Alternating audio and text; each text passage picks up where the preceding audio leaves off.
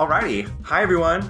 Hello, welcome back to the Mixed Reviews. This is our third episode. And you know what I realized we didn't do last time? What did we do? We didn't introduce ourselves, which we should do every episode. I think I did say I was a mystery. Yeah, you did.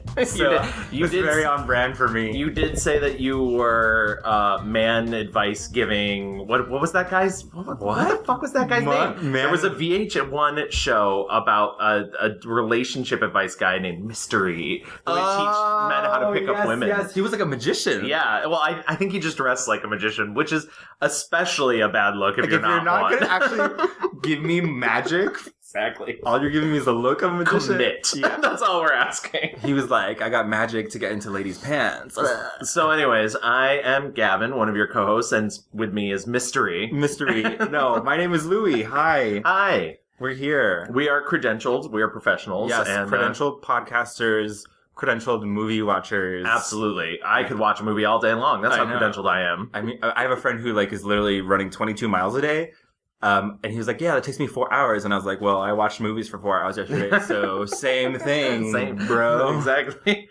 22 miles. 22 miles. I get excited when I get 4 miles. And I'm like, this is a good day. I mean, good for you with your 4 miles. Because I did one last week and I felt very good. Well, let me tell you, your metabolism is amazing. Thank you. Look great. Oh my God, Gavin. I went to the gym twice last week. Oh my. So. That noise you're hearing is me flipping the table.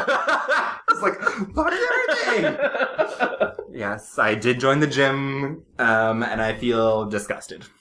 Yeah, that's what gyms make me feel. I joined a gym that's, this has nothing to do with what we're going to talk about, but we'll get to it. We're going to get there. Catching up with us first. Uh-huh. I joined a gym that is literally a block away from me. And now I'm, it was so easy when there was a gym that was farther away that I could come up with excuses oh, I was going to go to the gym, but I have to do all these dishes. I can't. No. And now it's literally just oh no, you're garbage. Yeah, exactly. Garbage. No excuse.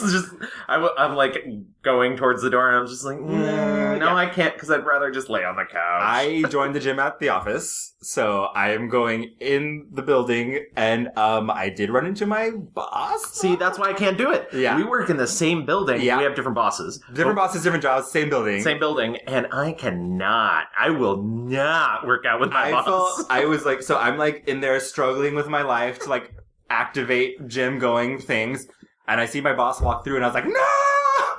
And I had to do some, I was that gif of the girl doing math, and I was like, when do I need to go to the, I found out that's from a telenovela, by the way. I was so happy when I found that out. Anyways, go on. Well, I was like, I need to go to the shower and do all that, because I definitely do not want to see him or have him see me in any type of undress. Yeah. Oh, absolutely. And I showered really quickly and then I put my clothes on and I barely made it because he walked into the locker room as I was putting my shoes on and I was like, you walked out and he's just doing that thing with the ropes, with the just arms waving. And it was weird though, because we did that very awkward wave and kind of sup bro nod. I was like, don't talk to me. Do not pretend like I am just a ghost.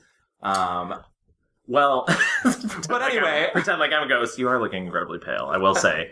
I was in the sun today. You are incredibly Caucasian today, which is funny because you're not. I know. I'm not. I'm only Caucasian passing, which is I get the privilege of everything. I'm passing, but I'm also not. Exactly. I'm vaguely ethnic. Vaguely ethnic. I am vaguely ethnic, yeah. I am very much not. But you're not. Oh, yeah. No, I am bursting into flames in the sun. Or not in the sun. Just at any point. A stern look. Yeah, exactly. Speaking of things that are excessively heterosexual, though. Ooh, yes. We're going to get to today's topic. Yeah, which is our first filmmaker. So if you don't know, by the way, our goal is to take a film person, be them an actor or filmmaker, usually an actor. It's primarily probably going to be actors, but every now and then we are going to do filmmakers because I like that. And what Gavin says goes. Exactly. And so our goal is to take their career and sort of dissect it and, find out what we think is their strong points and what we think are perhaps not their strongest points. You take the good with the bad. Yeah, and that's how you use something lyrics, facts of life. Facts of life. I was like, I don't know the rest of those words, but I know that, yeah. Yeah. Cue the harmonica from the Roseanne theme. Thank you. There it is. But this week we are going to be discussing the films of Richard Linklater. Richard Linklater, who is my homie. He is. of the homeland of Tejas. Yes. So I would, just to give him some biographical information, which I'm sure you can also Wikipedia, but we'll do this up front. Educate me, Gavin. Tell me the truth. Richard Linklater is 56. He was born in Houston, Texas. He's the son of Diane Margaret, who taught at Sam Houston State University, and Charles W. Linklater III. Woo. So it's interesting that he was not a Charles Linklater IV. He attended Huntsville High in Huntsville, Texas during grades 9 through 11 and finished at Bel Air High School in Bel Air, Texas for his senior year. As a teen, Richard Linklater also won Scholastic Art and Writing Award. Linklater studied at Sam Houston State University, where he also played baseball, which... We'll see that later. Absolutely. He dropped out of there. He went to work on an oil rig in the Gulf of Mexico. He read frequently. But then he fell in love with the repertory theater in Houston, which is where he decided he wanted to become a filmmaker. He bought a Super 8 camera, a projector, and editing equipment, and he moved to Austin, which I would say has been the great love of Richard Linklater's life. All of this groundwork for his life informs so much of his movies. Absolutely. We see Sam Houston State in Boyhood later. Yep. We see so much of Texas and these small towns and Houston and Austin in all of his movies. Or not all, but a majority of his movies. So he founded or was a founding member of the Austin Film Society. Yes, well, yeah, because he then attended the Austin Community College in the fall of 1984. He co-founded Austin Film Society. And just a point of fact that has nothing to do with anything, he's been a vegetarian since he was in his 20s. Damn. Yeah. Damn, Linklater. Keep Austin weird. And also a vegetarian. Exactly. Those leaves, they look so good. Yay. That's not to make fun of any vegetarians. I mean, we love you guys. We love you. To you. I'll eat what you're not. Exactly. I'll eat anything, honestly. Because that's who I am.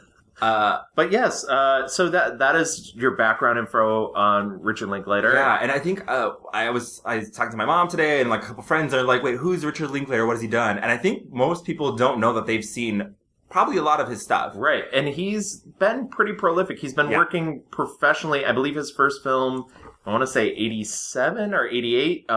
He's been doing, so probably his most mainstream thing is School of Rock. Yes. So if even if you have a passing knowledge of like film, like you've heard of School of Rock, it was a Broadway show for now. I think. Yeah, and there's actually going to be a TV show. I'm not sure if the TV show's on already or not. There already was a TV show. Oh, really? It was like a competition series or something. Where no, this is a sitcom, I believe. Oh, yeah. Because there was a School of Rock thing where like they had like real kids going to school to like become rock stars or whatever. And like on VH1 a while ago. And where are those kids now? Are they rock stars? Are they all Pete Wentzes? Are they all out there? I mean, no, there's only one Pete Wentz. Gavin, don't be crazy. That was weirdly the first one that came to mind. I know. Like, really? Out of anybody? You thought, like Richie Sambora? Yeah, exactly. Like, no, Pete Wentz. Slash. Are they slashes? Are they all slashes now? Slash. You might also have heard of him for Boyhood. Boyhood, which Oscar contender. Yes. All the way back in the year of 2014. Yes, just like ancient times. I think though he Dazed and Confused. Yes, was what put him on the map. Yes, well, so as I mentioned before, his first film was called "It's Impossible to Learn to Plow by Reading Books." It was made in 1988. Did you mention that before? Well, I mentioned that he started in the 80s. Sorry, that's what I meant. I was like, you don't said that. No, I mentioned the year. Sorry, I apologize. So that was 1988. It's Impossible to Learn to Plow by Reading Books, which was an underseen film for a really long time. But now you can find it on the Criterion Collection DVD of Slacker, which was his first big screen film, came out in 1991. And that's really what got him Dazed and Confused, which was his first mainstream success. And it's funny, I was reading an oral history of Dazed and Confused, which came out in 1993, and part of it was, they were like, it's success on VHS amongst teens. Yeah. It's really what skyrocketed. Yeah, they were saying it really was, because you could take it home and experience it oh, this is me. And I watched it again last week, and I literally just watched it 2 days ago because I hadn't seen it in a very long time. Yeah, same. And I remember the first time I watched it, I was a kid, and my dad was really into this movie, and it hit me just recently watching it. I was like, because one of the trucks in the movie, I was like, oh, my dad had that truck. I was like, wait. Was my dad a stoner? And I think... Yes. He sure was. He sure was. So, Gavin. Yes. I think... Are you going to ask if my dad was a stoner? So, Gavin, how was your dad? Was he, like, really into, like, drugs, or what was Well, my father was from Missouri, so yes. 1000%. No, I was thinking, we haven't done this before, I was thinking maybe it would be beneficial if we say what movies we did watch. Oh, excellent. Just to kind of, like, give people an idea if we, you know... Because I have not seen all of Richard's movies. I did see a good amount, I think. But I think it just give a good, like, kind of template for what people can expect we're going to be talking about. Absolutely. So, would you like to go first? Since Sure. you seem to be Great. on top of this. So I just pulled up his filmography, and so I have seen Boyhood, I've seen Dazed and Confused, and rewatched it. I just saw Everybody Wants Some. I saw the Before trilogy, which is Before Sunrise, Before Sunset, and Before Midnight. I saw Slacker. I saw Waking Life. I saw School of Rock. And rewatched School of Rock. I saw Bernie. Did not rewatch it though. I have seen a Scanner Darkly, but I don't remember it too well. I saw Bad News Bears. I saw The Newton Boys, and I saw Me and Orson Welles. So as for his films that I've seen It's Impossible to Learn to Plow by Reading Books, Slacker, Dazed and Confused, Before Sunrise, Suburbia, which I just rewatched, The Newton Boys, which I rewatched, Waking Life, Tape, School of Rock, Before Sunset, Bad News Bears, which I just watched for the first time, Fast Food Nation, Scanner Darkly, Me and Orson Welles, Bernie, Before Midnight, Boyhood, Everybody Wants Some. Yeah, and I really wanted to get in Fast Food Nation, but I could only find it in Spanish. If it makes you feel better, you're not missing much. All right, thank you. Okay, Yeah. good. In fact, it's not even my worst pick, Wow. and that should tell you how not great It's it like, is. whatever. Yeah. I was mostly like Kinnear in here and also in Bad News Bears. Because Let me tell you, when he throws his kid down in Bad News Bears, it's not as good as the original. So I wanted some violence. I haven't seen the original, and I mean we'll talk about later. But I was like, because Richard Linklater likes working with a lot of actors over and over again, and Kinnear, I first saw him in Bad News Bears, and then I was like, I saw him in the trailer for Fast Food Nation, and I was like, oh, let's see what's going on there. But I couldn't find it really, and I was like, okay, whatever, bye. I'm not terribly, it felt like it was fine. I could pass that one over. So yeah, I think Richard Linklater is a very interesting topic for us to talk about. Yeah, if you're not familiar with his work, after we just named all those films, a common theme of his films is sort of a very naturalistic approach to dialogue, which is interesting because I was also reading about the fact that even though all the dialogue seems very naturalistic in his films, it's from months of rehearsals. Yeah. He is not a fan of improvisation. Yeah. It like throws him off. Yeah, I was reading the same thing, and it's like it looks so natural, but that's just the craft. Right. He is such a craftsman, and like he's able to he's an actor's director. Like he'll work with the actors to really get the words to really shine and really get that across. And I don't think he's not afraid to like work with them to like maybe tweak some things here and there, but it's not like we're rolling and like out of a sudden like this, oh, magic, it's happened. Like that's not it at all. Like He's very involved. And I think that also kind of shows why he likes working with specific people. He's also a very philosophical filmmaker. A lot of the conversations that occur between characters in his film are philosophical in nature. They're about beliefs. They're about very broad ideas that can be sort of boiled down into everyday experiences. They're about love. They're about death. Time is huge in his movies. They're about his childhood. I mean, he is a filmmaker fascinated with his own youth, for good and for bad. And I don't think that's a problem. It's interesting to see the way, that arc has sort of taken over his filmography as he has gotten older too. Yeah. And no greater experience of that is the Before series, where you really see these 3 points in these decades of people's lives. Yeah. But he, once again, as you mentioned, time is huge as well. I think a project like Boyhood, which was a film made over 12 years using the same actors. Yeah. Like, I think also his home informs him a lot. Yeah. Like he never moved to Hollywood. He still lives in Austin. And I'm from Texas, just in case you don't know.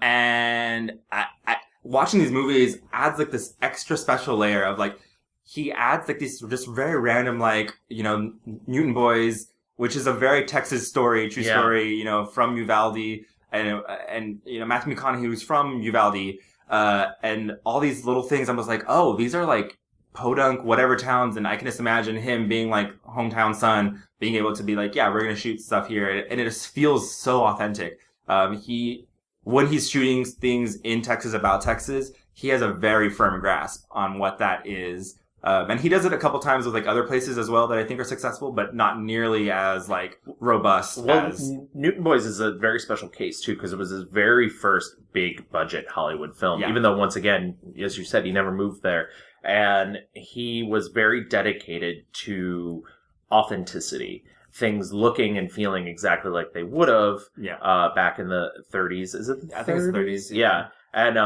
And so I think that's an interesting aspect to that. Another big portion of that authenticity is the documentary quality, which is sort of mentioned before.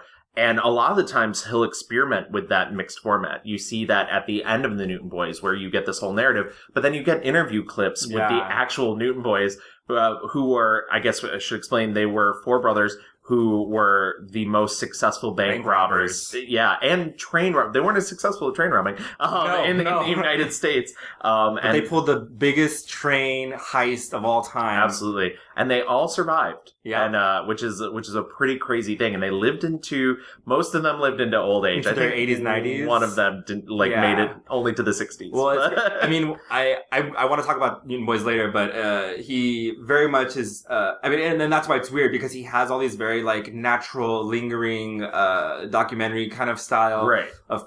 He flirts with like the reality a lot in these movies that are kind of meandering. And then he has this different part where it's like, School of Rock.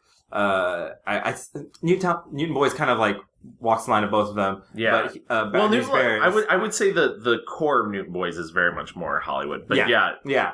I mean, the Bad News Bears, and so like there's definitely this different track where he's like, okay, I need to make like an actual movie about with an actual plot that's like a more traditional type of movie. Oh, well, I've heard him talk about that, where he mentions that he doesn't focus group. It doesn't really.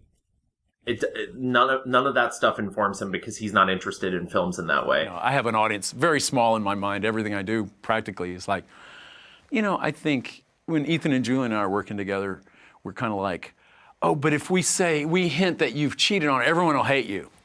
And that's when we go, not our audience. Our audience will appreciate the brutal honesty of a real long-term relationship that maybe there's been some rough patches. Right. Other people are like, oh no, if you do that, the audience will dislike him and you don't have a movie and we can't market it. It's like, yeah, you're right. But this mythical audience we have that we think we know it's small, but it's deep. And we have a bond with them that we're not going to lie to them. And that's just something we feel. Studio execs get paid a lot of money to make these pronouncements, but it's just not. It's not true. I never believed it when they say, oh, if this happens, you lose the audience. It's like, well, where do you gain the audience, if you make a schematic that everything has been tested in the boardroom and, if his dog died and then we'll like him, what are the stakes? Everything's about stakes in the screenplay. The stakes are, if he doesn't get that, then he'll not achieve this. And, here come all the plot points. I'm like, what are the stakes? It's like you're alive, You're just trying to make it to the world, and here's what you're trying. Like, the stakes can be low and yet kind of resonate, hopefully. But overall, I've been allergic to these. If you do this, the audience thinks that. It's like, the manipulation of it. Yeah, I want an audience that knows they're being manipulated and goes, that's stupid. And I think you can go back to his earlier films, like, You Can't Learn How to Plow by Reading Books. Like I said, I just watched that, and it's almost wordless. And it's funny because Slacker is all words. Yeah. It's wall-to-wall words. Yeah. And I love Slacker. I thought I had seen it years ago. I had not.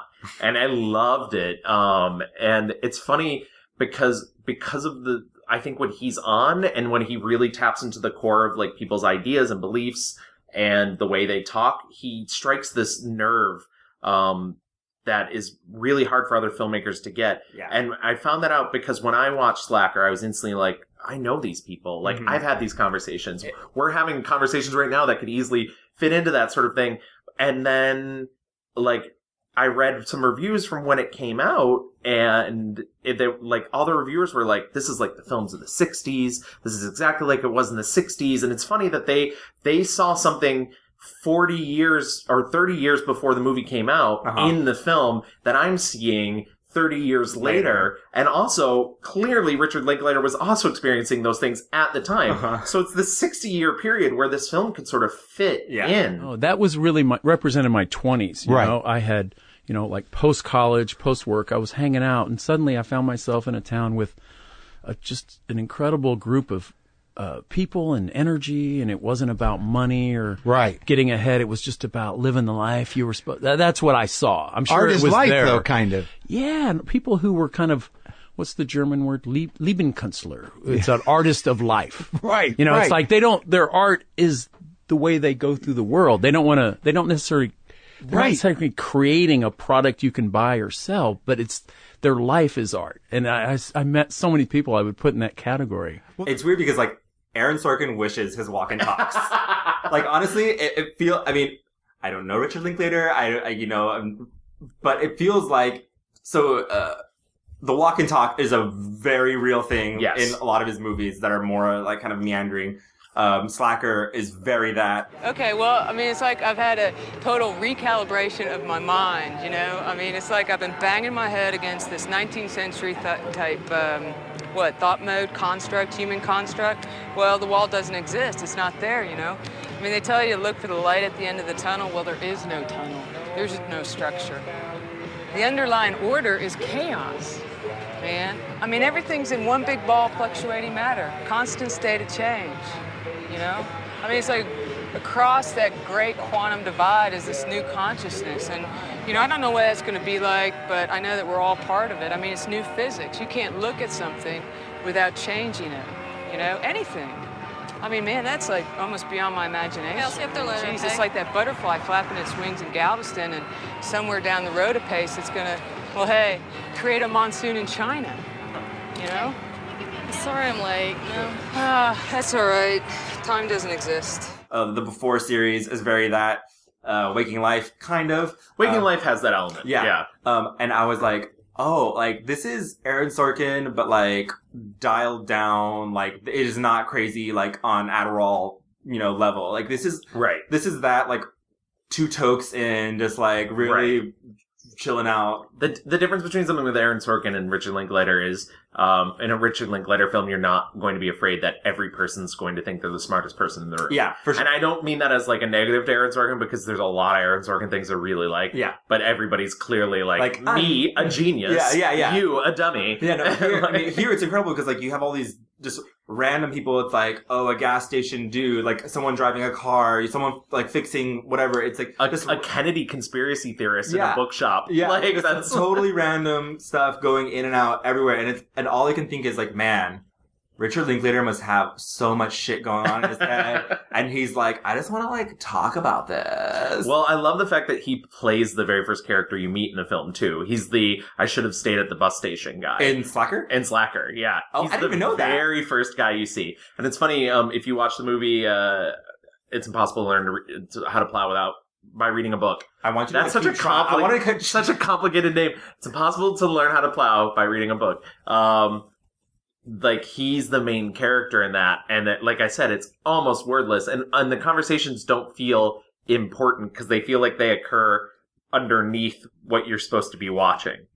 So it's interesting that his next film would be the direct opposite of that and still share similar themes. Literally, so I watched that, and I really was it's hard to be super engaged with because there's very minimal action, but you can just listen to that movie. Yeah. And you can just get all of it. But yeah, okay. So you think we should start talking about... I think we should move into our picks, and we can talk about stuff from there. Okay, great. Do you want to go first? Should I go first? What do you think? I'm going to roll the dice and say you should go first. Okay, so we're going to talk about our favorite movies, what we think is the most successful of his auteur. And I just yesterday I did a marathon of the Before trilogy, and it was a hard choice for me because when I think about my favorite movies, I'm what is giving me the most joy? I don't know about technical things and all that crap. I'm just like trying to find what is the most joy I get from these movies, and it came to I have to pick the Before trilogy. All three? All three of them, See, Gavin. I don't think that's fair. You picked all three Spider-Men for like the worst. But then I was specific about Spider-Man 2.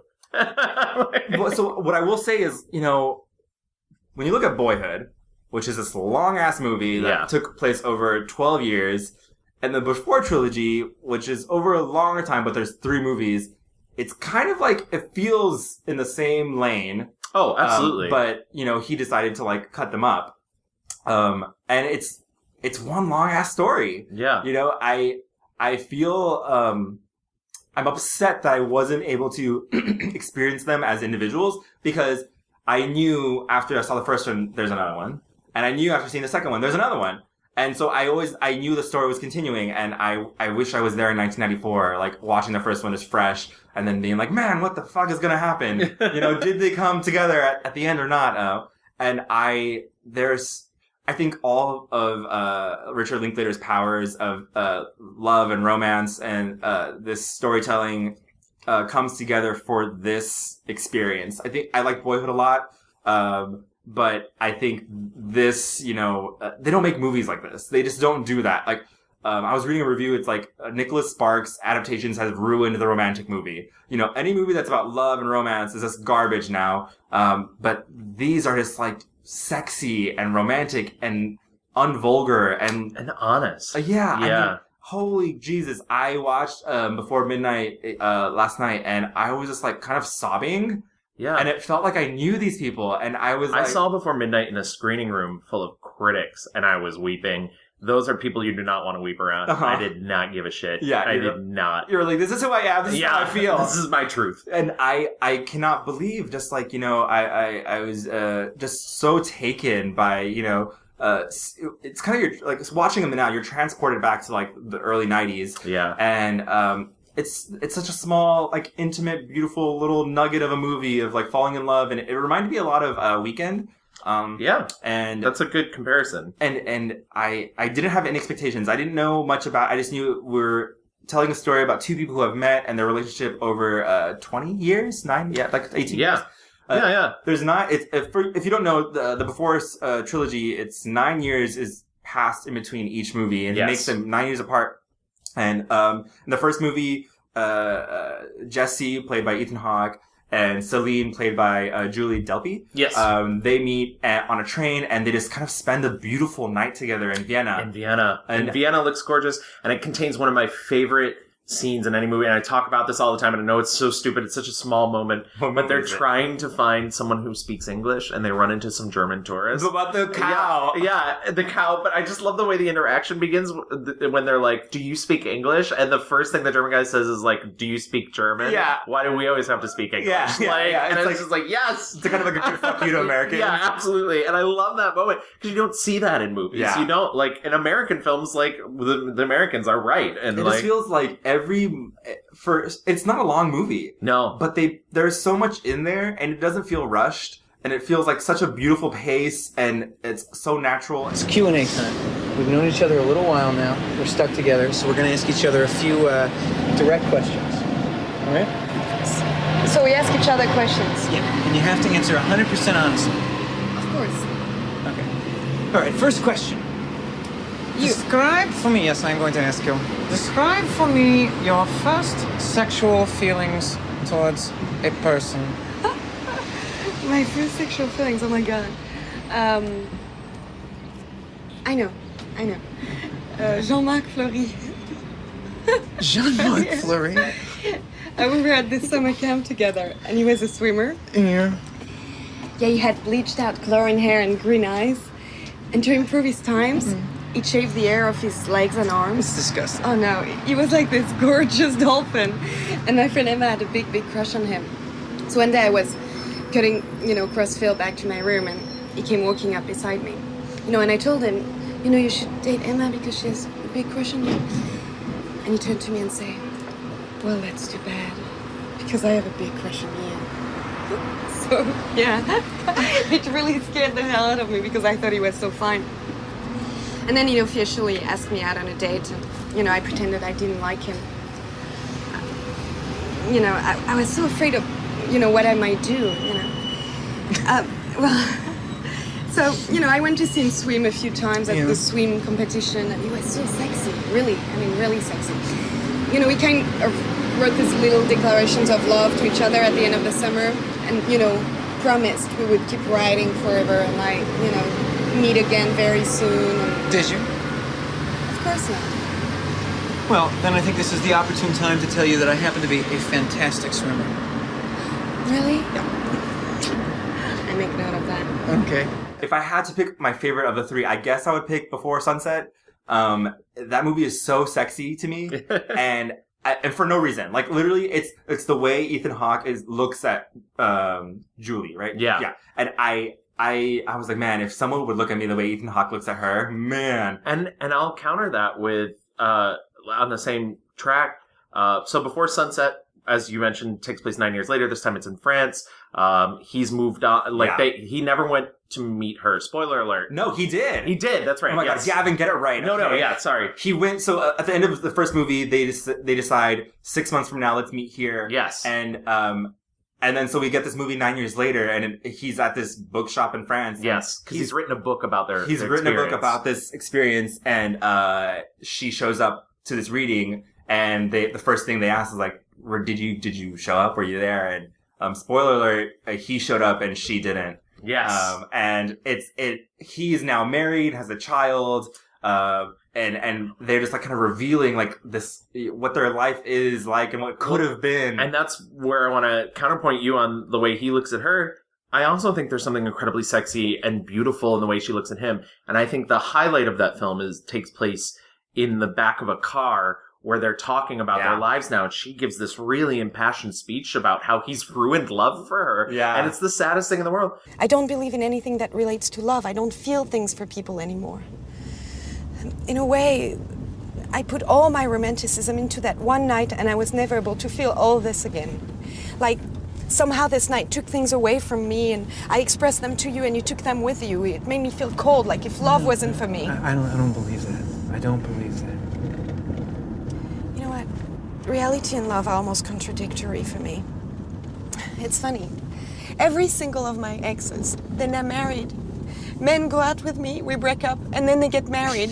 And later they call me to thank me for teaching them what love is, and that I taught them to care and respect women.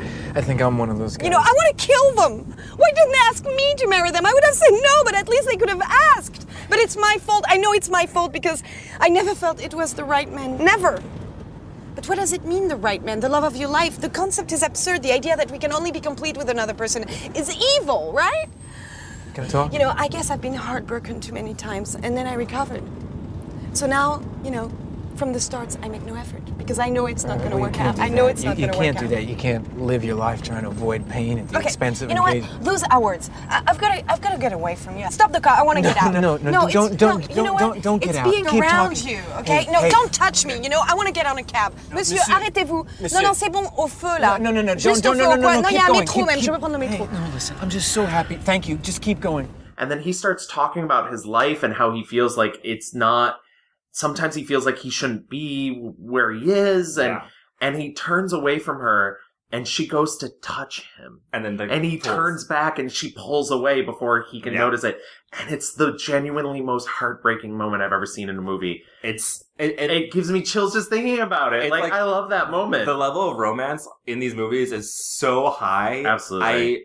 A lot of it is like how scary, and from day one, from that beginning when they first meet to before midnight when they're fighting, like it is the most awful, intimate feeling that I've had watching a movie, because you're like, no, you're in love, guys, you are in love, and she's like, you know, she wants him to be more romantic, and he's like, when it mattered, I was there. I did talk to you on that train all those years ago, and I stepped up and I did it. And I think these movies talk about a lot of different things, and the last one, it's about like intimacy existing like in these long relationships, and it's about like, can love last forever, and how do we keep that going? I think if there's a negative thing to say about the third one takes place 18 years later. Mm-hmm. Now they're on vacation in Greece, on the Greek Isles, and I would say there's too many side characters. It was crazy. I Yeah. was like, this is the first movie where it's not just them. Right. There's a big long scene at a dinner table with like a bunch of characters. Which I do like when that scene gets to the end of it. I also think the negative, there's a lot of focus on men are men and women are women. And I think that is something that's very different than the other two films, because the other two films are not about that. And that creeps in occasionally to a point that makes me not as comfortable. Now, I say this as a person who, this was my favorite film of 2013 or 2014, I believe, when it came out. So it's totally still a great movie. Minimal, yeah. I just can't believe, like... That speech, though, at the end of the dinner table, that woman gives about her husband and losing the memories of him. And it's losing him again.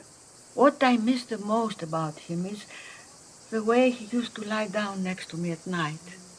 Sometimes his arm would stretch along my chest, and I couldn't move. I even held my breath.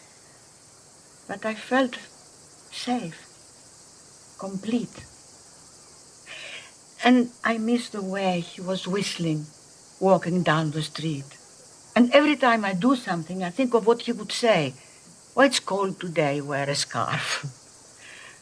But lately, I've been forgetting little things.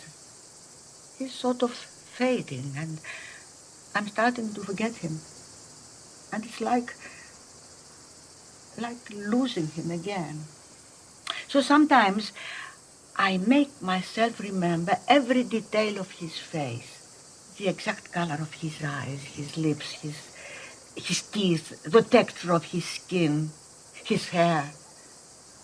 That was all gone by the time he went. And sometimes, not always, but sometimes, I can actually see him. It's as if a cloud moves away and there he is. I could almost touch him. But then the real world rushes in and he vanishes again. For a while I did this every morning when the sun was not too bright outside, because the sun somehow makes him vanish. Yes, he appears and he disappears, like a sunrise or a sunset or anything so ephemeral. Just like our life. We appear and we disappear. And we are so important to some, but we are just passing through. And I felt like, if you've ever been in love and felt heartbreak before, I mean, in Before Sunset, when she says, I'm scared I gave you all of me in that one night in France, or in Vienna 9 years ago, and I can't get back there. I don't know what that is. And now you're here, and you're married, and you wrote a book about me. Yeah. You wrote a book about me, and he writes another book about her. He does. And so in the third movie, he's now written a book about how he found her. And they get into this huge fight, and she's like, don't you ever write about me or our kids again? Blah, blah, blah, this and that. And it's weird because I know they're in love and I feel it, but also it's like he's using their love for benefit. Like, that is their livelihood. Coming from their love and heartbreak and all that stuff, and he's using that for their livlivelihood. Well, I will say, if there's one thing Ethan Hawke does really well in a Richard Linklater film, it's play a complete shit. Yeah. Every now and then.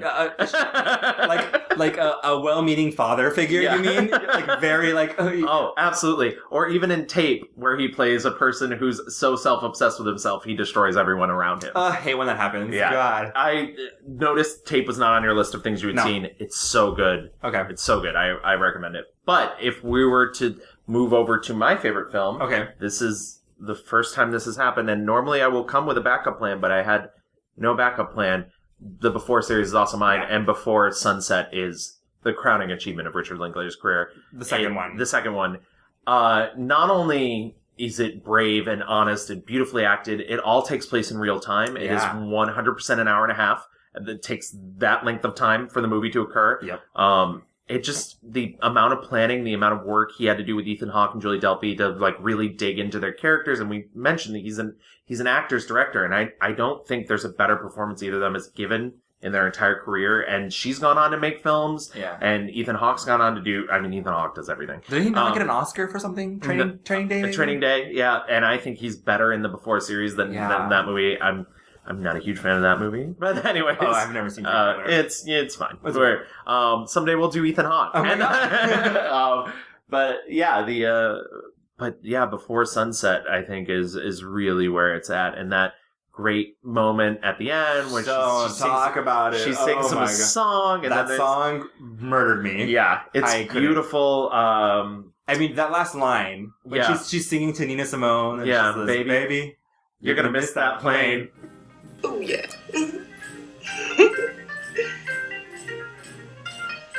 Baby, you are gonna miss that plane. I know.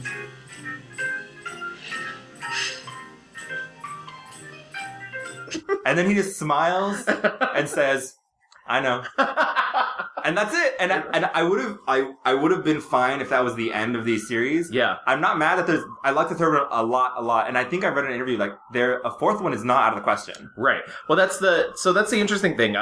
Because I know you mentioned that you just saw them all for the first time. Yeah. I actually did see the first one in the 90s on late night on HBO. And it's so funny because, like, it was on HBO for that month, and a couple months later, my father was like, I saw this movie, and it's just Ethan Hawke and this woman, and it's the most romantic thing I've ever seen. And I was like, I know. So when the second movie came out, I was so happy to, like, lend him my DVD, and, like, I was in college, and I watched it with friends the first time, and it was beautiful. And so it was sort of heartbreaking. I've since lost my father, and it was sort of heartbreaking for me when the third one came out, and I was like, I don't have my father to share this with.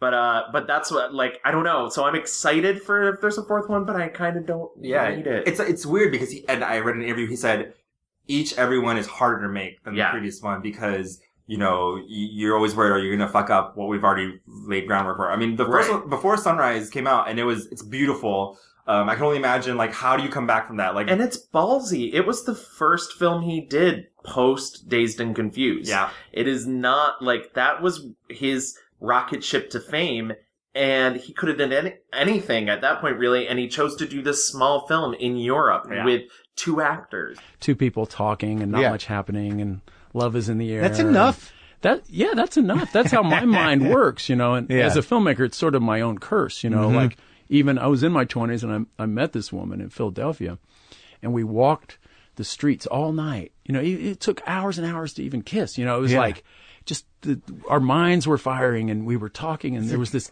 real connection. It's great. Who knows? Is that hormonal? Is it whatever it is? What happened to that woman? But even as I was doing that, I was like, I want to make a film about this. And she's like, what are you talking about? I said, just this feeling, you know? So I'm trying to make a film. 5 years later, I'm trying to make that film about just a feeling. Was that the line where you kissed her, though? It wasn't a narrative. When you said, I want to make a film about, come on. But we have to kiss somewhere in here. No, I don't think so. I'm more of like a Woody Allen, Annie Hall. Let's get the first kiss over with right now so we can, Since we're talking about directors, he made these movies for like $2 million. Yeah. And each of them was very successful as far as making money. Yeah. Each of them were nominated for an Oscar for adapted screenplay. Yeah. I can't imagine, you know, like the amount of work it took for him to do all of this work to get it together, shooting these movies in like a week and a half. Well, I was going to say, Before Midnight was a complete surprise. When it came out and started playing film festivals, people were like, what the fuck? Where did this come from? Yeah. So, and that, like we said, that one had the largest cast out of all of them. And I will say, I mean, Before Midnight, I think maybe gets like the short end of like everyone's like love, but I was truly affected. I think it's really great. I do know some people who don't like it because of the specific very man and woman thing. I mentioned up front, very blasé, Richard Linklater is incredibly heterosexual. And so, like, I think there's a little bit of that. I was like, wow, like all of his movies are very white and very hetero. Well, I think, and maybe we can talk about this later, but it feels like a good enough time to talk about it. Everybody Wants Some, which was his last film or his most recent film. Yeah. And, he didn't understand when it came out that, there was all these, like, sort of gay readings of the film. Yeah. That there would be all these, like, young college men hanging out. Yeah, exactly. Hanging out in their underwear and he failed to see that the film he was making would have these homoerotic undertones. And I just think it's really, really funny that, like, and that's not a knock on him. He is who he is. Yeah. Like, it's like, he can't see, but like, also it's like, if you're gonna hire a bunch of hunky, and they are hunky, He would talk about going out to dinner with them. I read in interviews he would talk about going out to dinner with them, and they were all from like teenage TV shows.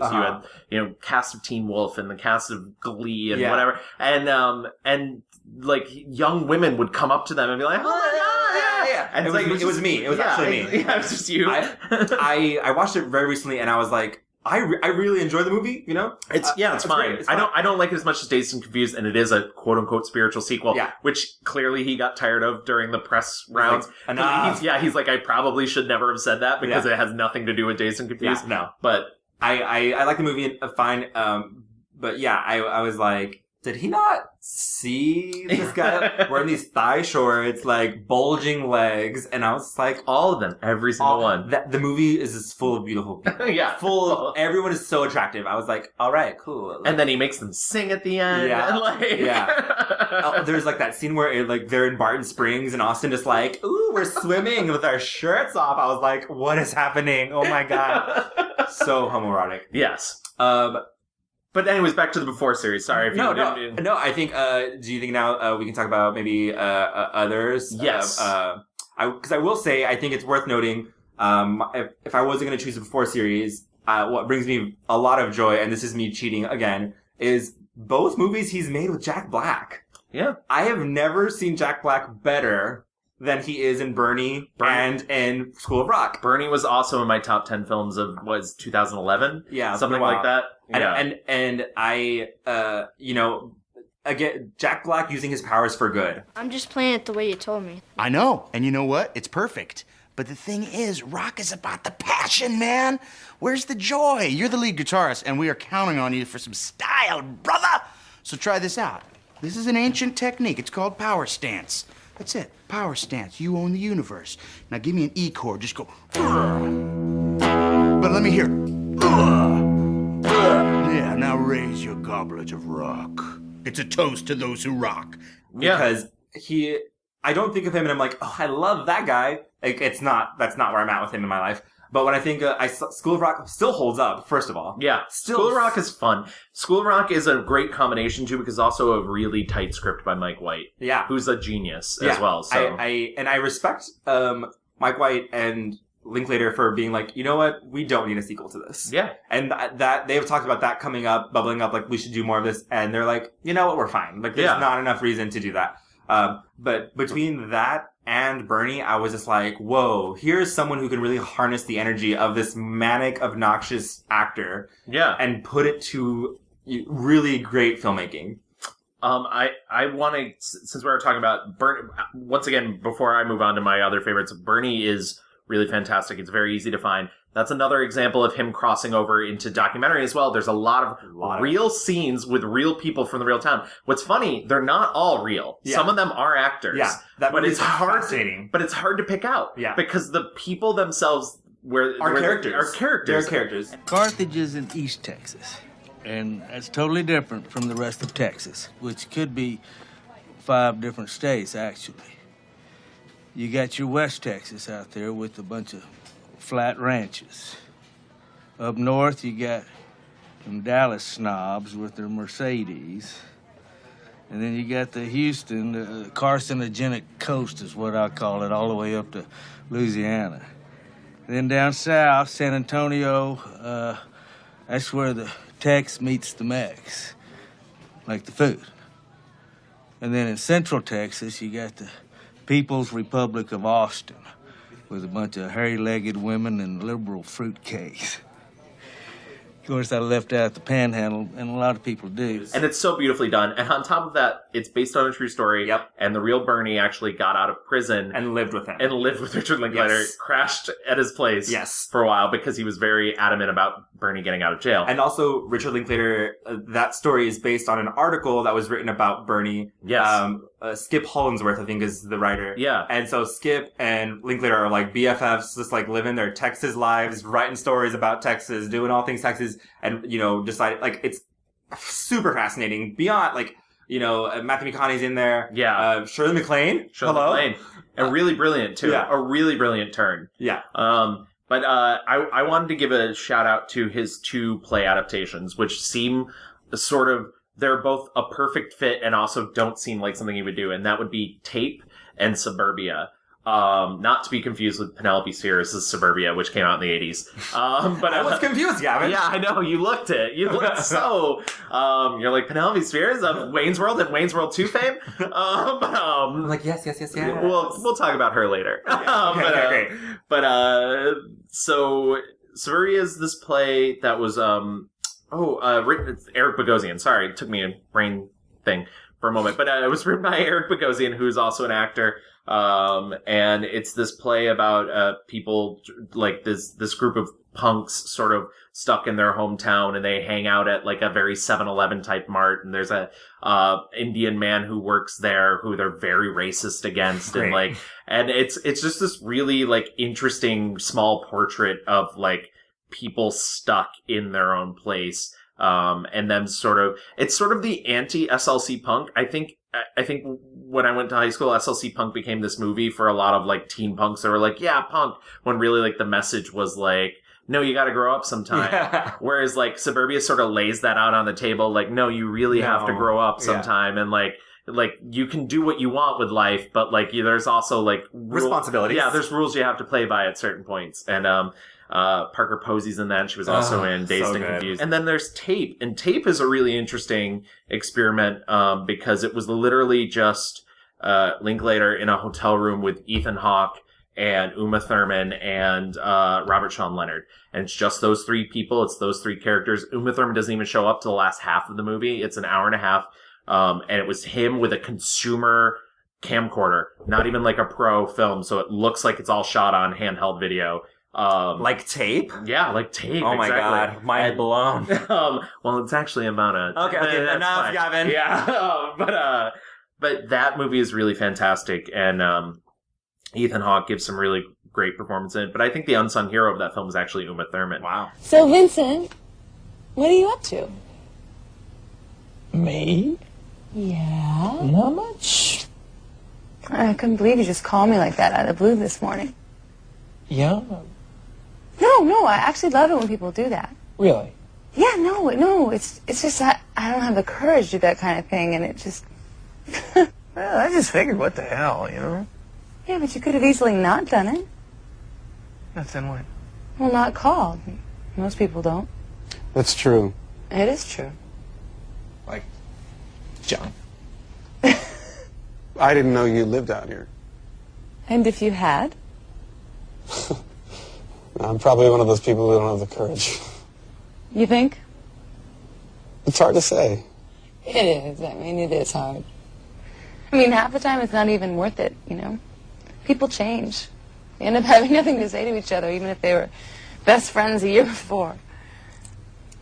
And she gives a really good sort of like read of the room at the end of the movie. And I feel like Uma might be a very interesting character for us to look into. I added her to the list while you weren't looking. Oh my God. Okay. But so I highly recommend checking both of those out.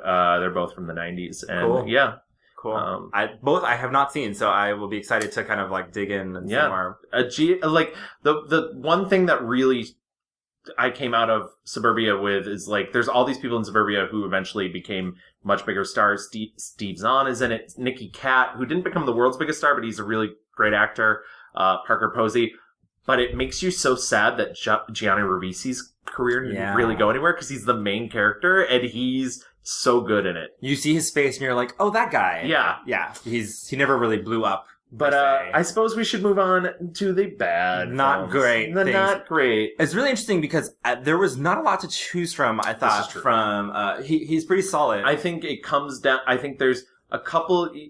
I was telling someone that we were doing Richard Linklater, and they were kind of like, why? I think they're like, he's an over-talked about filmmaker as it is, and the consensus on him is that like his films that are good are really good, and his films that are bad are really bad. I don't think that's necessarily true because I think there are like certain ones that, yes, are bad. I also think there's ones that you can find personally not as good that you can still sort of respect. Yeah.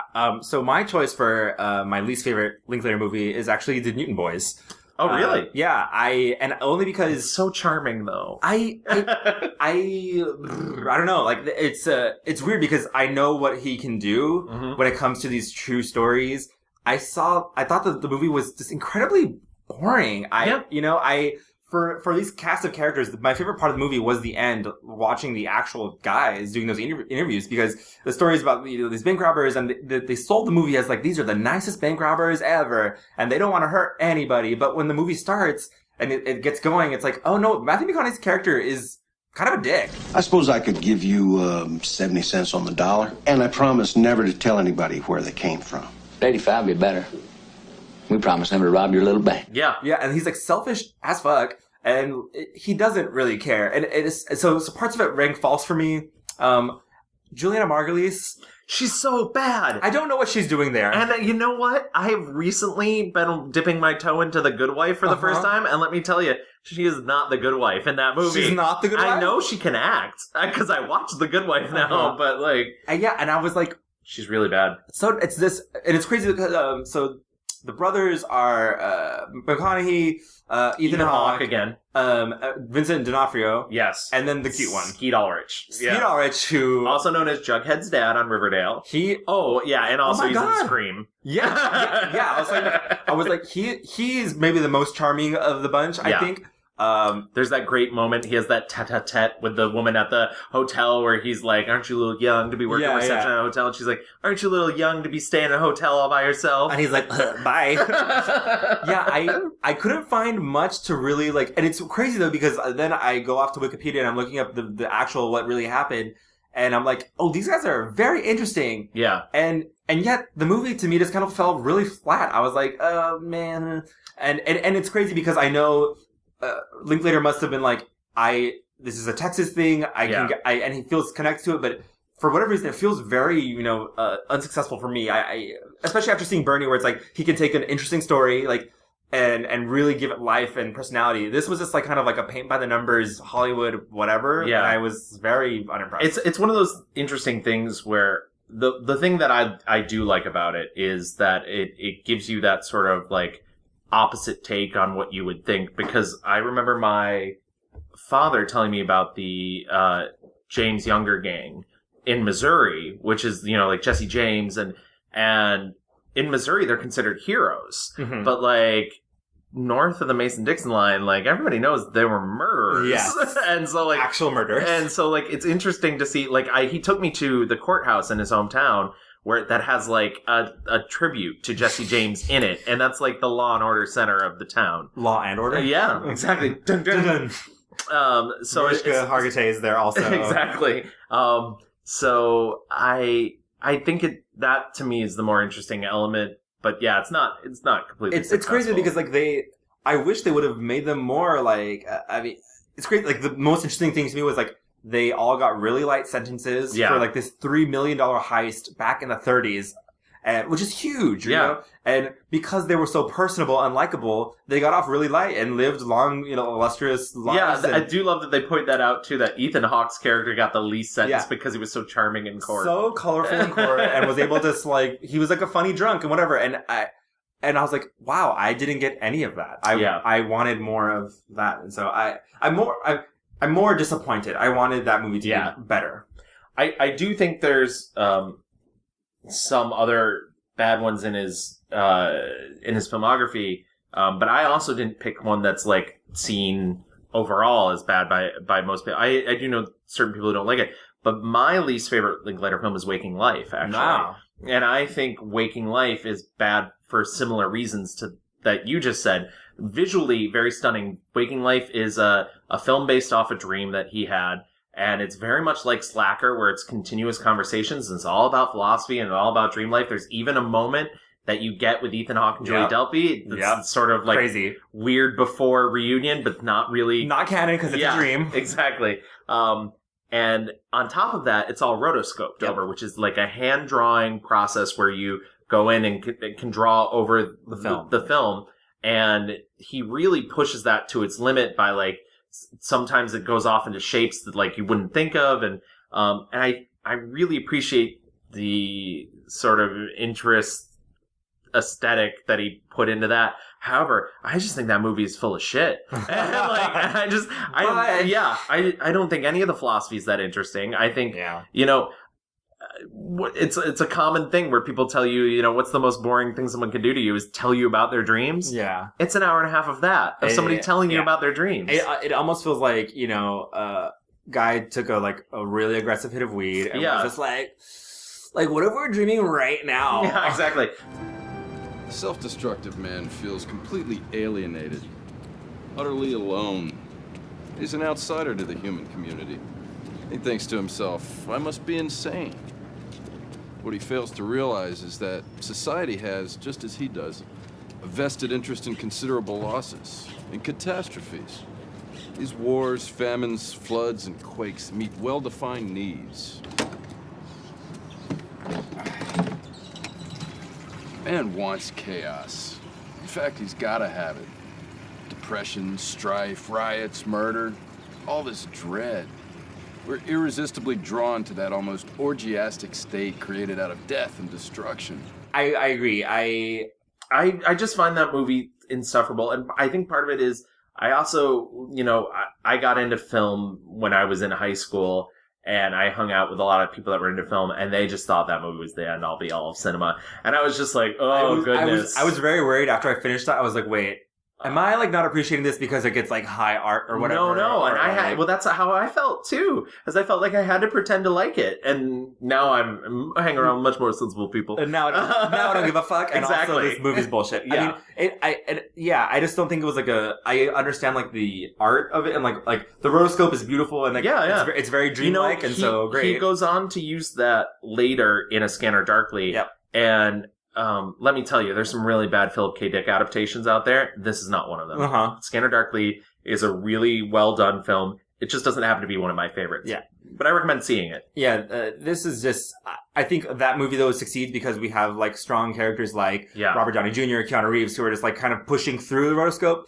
This is this kind of all shapes and sounds. Yeah. It kind of picks up later when, like, finally there's kind of something to cling on to where he's, like, he can't wake up from this dream, and that's kind of interesting, but it's definitely one of those movies that's, like, if you want to, like, kick back, you know, eat an edible or whatever and, like, feel weird for a day, great. But do not go and sit. You will fall asleep. Yeah. I think I did even in college have some people be like, oh, you're not a philosophy student? And you know what? I have utmost respect for people that go into philosophy because I don't know what sort of career path you're going for. But like, I've met some really nice people who are philosophy majors. But I still remember that being like a sticking point where they'd be like, well, no, it's about philosophy. And it's like, no. If you don't get it. Exactly. Like, I mean, we're not stupid people, but it's just like, it's like, maybe I do get it. Maybe that's the problem. Yeah. And it's also like, he's very interested in like these big think ideas. Yeah. And he's successful in a lot of them. Like, you know, with love and romance and time. I think he kills all of that. With this, it was like, what is life and dreaming? And I was like, oh man, I don't know if this was your strong suit, sir. Now, I know people probably expected us to pick Bad News Bears. I think that's the logical choice. It's not a particularly good remake. It's not that interesting, and I saw it and I was like, this is kind of like a Disney Channel movie with like F-bombs. Yeah. It's so inoffensive. It feels paint by numbers. It's weirdly, speaking of his like aggressive heterosexuality, like they add a weird subplot with a strip club that is not in the original that I was just like, why does this feel necessary? Yeah. Like, and but I mean, it's not offensive. It just feels misplaced. It's very, I have never seen the original, but like, the point is to be offensive, right? Like, this guy was so offensive around these like kids, like these misfits. But Billy Bob Thornton is kind of very one note. Yeah. And it's interesting too because he's the reason Richard Linklater had a second option with Columbia, I believe, because they did School of Rock. And so they pitched him on Bad News Bears and he wasn't interested. And then they said, we have Billy Bob Thornton attached. And he was like, oh, I want to work with Billy Bob Thornton. And if you are in our listening audience and you can find this audio clip somewhere, I've not been able to find it. I've been searching for it for 2 weeks now. I remember hearing him say in an interview once, very much post, because you never want to shit on something you're working on. Yeah. But that, you know, for every Bad News Bears he makes, he can make, you know, 3 Before Sunsets. Yeah. And, I don't blame him for that. Like, I don't blame him, but this movie was not successful, right? No. Yeah. And it feels very out of left field, but the movie is very like, I was like, I've seen this Disney Channel original movie. And, you know, I mean, there's a little bit of like offensiveness, but it's not like, oh my God, what are they saying? He's crazy. Like, yeah, he's drunk. Cool. It's funny too, because the original I was reading actually had like a social impact, which is very different than this one. Because the reason so in Bad News Bears in the original and in the remake, which I was happy that they kept this, they lose in the end. And it was important in the original that they lost because we had just gotten out of Vietnam. And it was like this weird sort of statement about losing is okay. Yeah, exactly. And I find that really interesting. Obviously, that doesn't really connect that much into the, 2008, 2002, I think. It feels like it was like the audience just, it felt for, I didn't know who that movie was for. Yeah. I was like, this movie surely isn't for kids because they can't go to the theater to watch this. But no adult human being would be like, this is crazy and wild. Oh my God. Exactly, yeah. Like, and it seems like the audience for that, the nostalgic audience for that had passed, wasn't of age. Yeah. The reason why I didn't choose that is like, it's so just like forgettable and not. Right. Well, that's how I feel about Fast Food Nation as well, which I feel like that movie is, it's bad, but it's like, it's so funny because they're back to back. Bad News Bears 2005, Fast Food Nation is 2006. It's just nothing. It's just nothing. There's nothing Which memorable is weird because about isn't Fast Food Nation like based on like this very big the book is like really great and like really interesting, and I think it was too much like we're trying to put we're like having characters speak ideas and not speak about like human things. And there's some decent subplots in there. It's his most Altman-esque film where there's a lot of characters and a lot of things going on, but they're actually moving towards one plot, which is not something he like. Usually, if he has a cast of many, many characters, they're sort of on their own, free thinking, and like, Wilmer Valderrama didn't. Yeah, exactly. It didn't coalesce. When you're talking about directors, there's always this concept that a director has a point of view, and you can sort of see it across a large body of work. Yeah. And I think what's great about Richard Linklater, once again, is that you're able, like, he's very true to himself, and he's very interested. It's very clear. Yeah. It's clear what he likes doing. Yeah. Like, when you see the passion coming through in Bernie, when you see it coming through in the Before trilogy. Yeah. Like, Boyhood is another, and I know we didn't talk about, I'm sure people expect us to talk about Boyhood. I think, personally, once again, and this is, as I said, sometimes motorcycles. Yeah. Sometimes critics will, think one way and other people will. I think Boyhood is a technical success. I didn't connect with Boyhood. I felt like Boyhood was a movie made for, like, my father. And, like, sort of the way that, like, where I found Slacker really universal, I didn't feel Boyhood was universal. I didn't see myself in that kid's childhood. And I also felt like the roles for the parents, were really well acted. And, Patricia Arquette definitely deserves her award for that. I thought she was really underwritten, and I thought, like, things were edged more towards, like, isn't Ethan Hawke great, even though he's a deadbeat dad? Yeah, it's weird. I think Richard Linklater definitely has his biases. Yeah. Obviously, clearly. And so that's why, to be able to transcend writing Celine in the Before trilogy, he had a co-writer at the beginning, right? Kim something? Yes. And then keep going, I'll look her name up. But then obviously, Julie Delpy was essentially writing her role in that thing. And so, you're right. In Boyhood, it feels very much like it's the vision is very like singular. Yeah. And I like Boyhood a lot. I don't recommend like watching it just for fun because like it is a time suck. Like, Kim Krzan. Yeah. And you can see he has a blind spot for women. Yes. Yeah. And all things not hetero. But I will say, like, not to knock, like I connect very deeply with, like, he has a very big, broad, like, romantic notion of life. And I think it's so admirable the way he's just, like, pushing the limits of, like, filmmaking. Yeah. And, he's one of those directors out there that's really trying, he's not like a Brett Ratner who's just making a, stupid action movie every time. He's not content with just, like, sitting back and being like, oh, well, there's a movie, whatever, bye. Right. He really is interested in exploring his medium. Yeah. I watching his movies bring me a lot of happiness, I think. And again, as a point of view of being a Texan and like recognizing like the places that he's showing me from my home state, and then also just like, man, really understanding like the scariness of love and like taking risks and taking chances, and like it's like just a Hillary Duff song, just like, you know, Break Away. Oh, is that's Clay Clarkson? I'm sorry. I'm getting my divas mixed up. Yeah, podcast brain. I know. God. So I guess that wraps up our talk about Richard Linklater. I'm exhausted, Gavin. If you want to see any of his films, many of them are out there. Surprisingly, none of them are on Filmstruck, which is the Criterion/Turner Classic Movies film streaming platform. Really? I know, even though a lot of his films are released through Criterion. Dazed and Confused, Slacker, the Before trilogy. 2 of the Before trilogy are on Amazon Prime if you have that. Excellent. But I highly recommend investigating him more if you're interested. He's still making films, and usually we like to mention what is coming up next. He's doing Where'd You Go, Bernadette? Yeah, so that's what he's currently in pre-production on. But he actually has a film that he's in post-production on that is coming out. Called Last Flag Flying, and it is another spiritual sequel. To what? To The Last Detail. It's a Jack Nicholson film. Huh. So in the Jack Nicholson role in this is Bryan Cranston, and it also stars Steve Carell and Lawrence Fishburne. And thirsty for some Oscars. Huh? Yeah, exactly. And I should be really interested in finding out how well this works. But yeah, that'll be out in 2017. But yeah, and then as you mentioned, Where'd You Go, Bernadette, which he's directing Cate Blanchett in. Oh, yeah. Sign me up. I'm done. I'm there. I'm Kristen ready. Wiig is also in talks. Woo!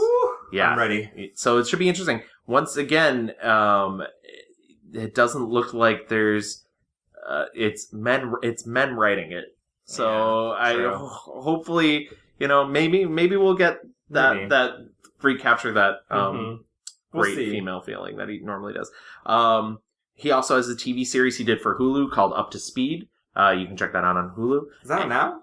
I believe it. I think it's already out. Yeah, it came out in 2012, so it's been out for a while. But I did want to touch on something else as we wrap up Richard Linklater. I've been trying to run polls on our Twitter feed. I don't know if you've noticed, but I. Well, thank you. Wow. But so I just to revisit last week's episode, or 2 weeks ago, we did Will Smith, and I ran a poll on people's favorite Will Smith performance. Now, Twitter only allows you 4 options. Okay. So I went with a wide breadth. I went with Men in Black, Bad Boys, Ali, and 6 Degrees of Separation. Well, I'm excited now. Oh, my God. Men in Black won with 69%. There were 13 votes. Okay. I kind of knew it would win. Yeah. But I do want to say 6 Degrees of Separation got 15% of the votes. So thank you. Bad Boys and Ali both got 8% of the votes. Well, you know, a good showing across the board. Exactly. But I mean, I think what we learned though is Men in Black is a great movie. Yes, absolutely. But I just, so, you know, if you guys want to interact with us that way. Oh, go on. Also, of note, 6 Degrees of Separation is on Broadway right now. It really is. With Allison Janney. Yes. As a Stockard Channing role. And I want to see it. We should go see it. We're going to go on a field trip. Yeah, exactly. Sure. We'll do a mini episode review of it. True. If you guys want to interact with us that way, you can find us on Twitter at The Mix Reviews. You can email us at reviewsmixed@gmail.com, and I gotta get better at checking that because I don't know if anybody's emailed us for this episode. Yeah. And then we're also on Facebook, just at The Mix Reviews. Yes, exactly. Well, I believe it's facebook.com/reviewsmixed to find, but you can just also search in your Facebook. Yeah, no one's okay. Well, go to your browser and type in facebook.com/ But yeah, so those are how you can reach us. That's our social media presence. Yeah. And we're going to discuss who we want to do next week. But if you have any suggestions for us, please let us know. Yeah, absolutely. We are always in the market for it. The reason we're doing this bi-weekly is it gives us enough time to watch everything because Louie and I have lives. But I mean, barely, but yeah. But yeah, this is really fun, and hopefully you guys are enjoying it. So cool. Then we'll see you guys in 2 weeks. 2 weeks. Let me sing you a waltz out of nowhere, out of my thoughts. Let me sing you a waltz about this one night stand. You were for me that night everything I always dreamt of in life. But now you're gone, you are far gone, all the way to your island of rain. It was was for you just a one-night thing. But you were much more to me, just so you know. I don't care what they say, I know what you meant for me that day. I just want another try, I just want another night. Even if it doesn't seem quite right, you meant for me much more than anyone I've met before.